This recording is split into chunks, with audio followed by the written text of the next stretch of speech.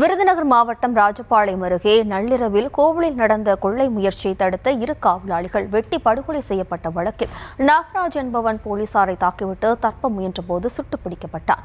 கொலையும் செய்துவிட்டு எந்தவித பதற்றமும் பயமும் இன்றி மக்களோடு மக்களாக ஹாயாக சுற்றி வந்த கொலையாளி விசாரணையில் இருந்த போலீசாரிடம் கொலைக்கு நீதி வேண்டும் என பேசிய ஆடியோ வெளியாகி பரபரப்பை ஏற்படுத்தியுள்ளது.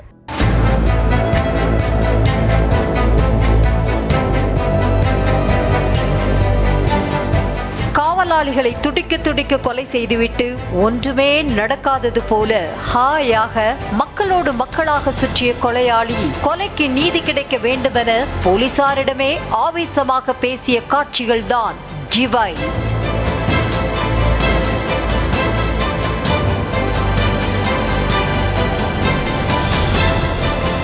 விருதுநகர் மாவட்டம் ராஜபாளையம் அருகே உள்ள தேவதானத்தில் சேத்தூர் ஜமீனுக்கு பாத்தியப்பட்ட நச்சாடை தவிர்த்தருளிய சுவாமி கோயில் அமைந்துள்ளது. இந்து சமய அறநிலையத்துறை நிர்வாகத்திற்குட்பட்ட இந்த கோயிலில் நேற்று முன்தினம் இரவு பணியில் காவலாளிகளாக அப்பகுதியை சேர்ந்த பேச்சுமுத்து, சங்கரபாண்டியன் ஆகியோர் ஈடுபட்டிருந்தனர்.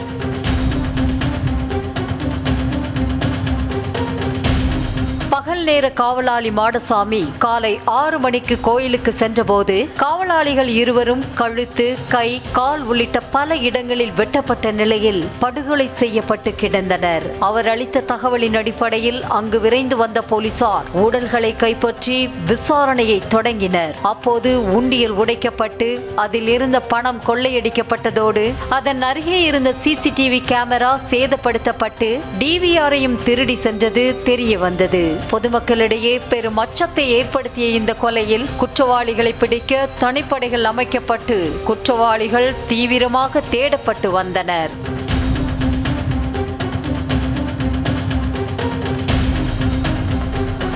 காவலாளிகள் இருவரும் கொள்ளையை தடுக்க முயன்றபோது கொலை செய்யப்பட்டிருக்கலாம் என சந்தேகித்த தனிப்படை போலீசார் மோப்பனாய் மற்றும் தடயவியல் நிபுணர்கள் உதவியுடன் தடயங்களை சேகரித்தனர். கோயிலுக்குள் இருந்த மற்றொரு சிசிடிவியில் பதிவான காட்சிகளை வைத்து கொலையாளி விவரங்களை போலீசார் சேகரித்துக் கொண்டிருந்த போது திருட்டு வழக்கு ஒன்றில் கண்டிஷன் பெயிலில் வெளியே வந்த வடக்கு தேவதானத்தை சேர்ந்த நாகராஜ் என்ற குற்றவாளி காவல் நிலையத்தில் அவசரமாக கையெழுத்திட்டுவிட்டு அங்கிருந்து வெளியேறுவதை கண்டனர்.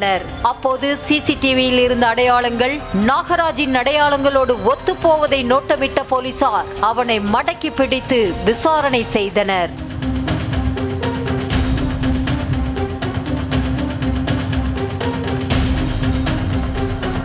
அதில் நாகராஜ் மீது திருட்டு, வழிப்பறி, அடிதடி உட்பட பல்வேறு வழக்குகள் இருப்பதும் காவலாளிகள் இருவரையும் கொலை செய்ததையும் ஒப்புக்கொண்டார். இதையடுத்து திருடப்பட்ட பொருட்களை எடுக்க நாகராஜை போலீசார் அவன் கூறிய இடத்திற்கு அழைத்து சென்றபோது நாகராஜ் தான் மறைத்து வைத்திருந்த அரிவாளால் காவல் துணை ஆய்வாளர் கோட்டியப்பசாமியை தாக்கிவிட்டு தப்பி ஓட சேத்தூர் காவல் ஆய்வாளர் ரமேஷ் கண்ணன் அவனது காலில் சுட்டு பிடித்தார். இதில் காயமடைந்த இருவரும் மருத்துவமனையில் சிகிச்சைக்காக அனுமதிக்கப்பட்டனர்.